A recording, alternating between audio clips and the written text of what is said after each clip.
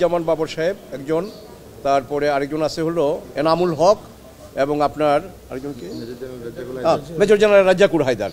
এই 4 জন খালাস।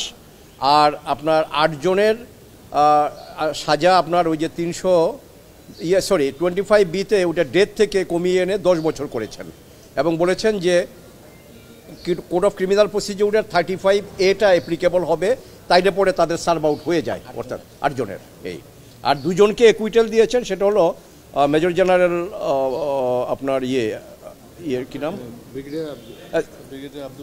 ব্রিগেডিয়ার আব্দুর রহিম, হ্যাঁ ব্রিগেডিয়ার আব্দুর রহিম সাহেব, আর আর আর আর জান্নাতবাসী মতিউর রহমান নিজামী সাহেব।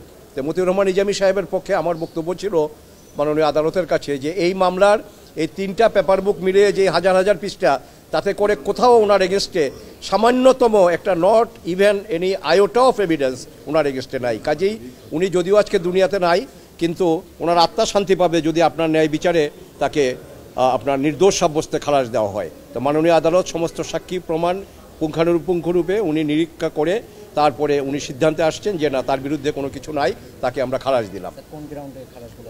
দেয়ার is no evidence against him, তার বিরুদ্ধে কোনো সাক্ষী নাই, তার বিরুদ্ধে কোনো সাক্ষী প্রমাণ পাওয়া যায়নি। আর যাদেরকে খালাস দিয়েছেন তাদের বিরুদ্ধেও কোনো সাক্ষী প্রমাণ পাওয়া যায়নি।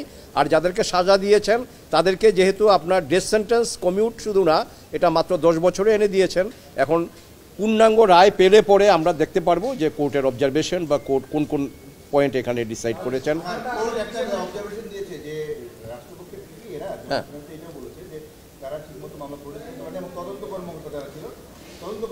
এই মামলাটায় এটা কোর্ট বলেছে যে এই মামলার তদন্তে যথেষ্ট ত্রুটি বিচ্যুতি আছে, এবং মামলা শুরু হওয়ার পর থেকে, কারণ আমরা যে জিনিসটা কোর্টের কাছে বারবার নিবেদন করেছি সেটা হলো যে এই অস্ত্রগুলো কোত্থেকে এসেছে, কোথায় যাবে, এবং এগুলোর বাহক কারা, এবং এটা যদি স্মাগলিংয়ের মধ্যে আনতে হয়, কারণ আমাদের প্রচলিত আইনে, বাংলাদেশের আইনে এটা এই স্মাগলিং যেটা সেটা প্রমাণ হতে হলে দেখতে হবে যে কেউ আর্থিকভাবে লাভবান হওয়ার জন্য বা কোনো অর্থের কারণে এই স্মাগলিংটা সাধারণত হয়ে থাকে। কিন্তু এখানে ওই ট্রায়াল জাজ সাহেব ওনার রায়ই উনি দেখছেন যে না, এটা এগুলো পার্শ্ববর্তী কোনো দেশে পাচার করার জন্য এগুলো আনা হয়েছিল। তো কাজেই আমরা এটাই বলার চেষ্টা করেছি, এবং এটা আমরা কোর্টের কাছে ন্যায় বিচার পেয়েছি, বিশেষ করে যারা খালাস হয়েছে তাদের বিষয়ে।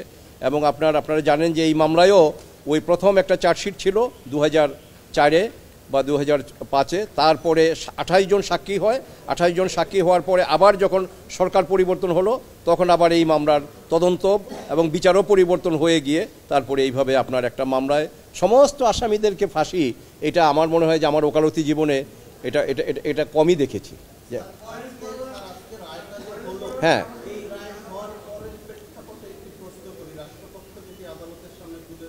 হ্যাঁ, এটা এই জায়গায় আমি বলবো যে হ্যাঁ, এটা ঠিক, পাখির মুখ থেকে পড়েনি, এটা কেউ না কেউ এনেছে। কারা এনেছে সেটা তো রাষ্ট্রপক্ষ তাদের তদন্তে ব্যর্থ হয়েছে প্রমাণ করতে।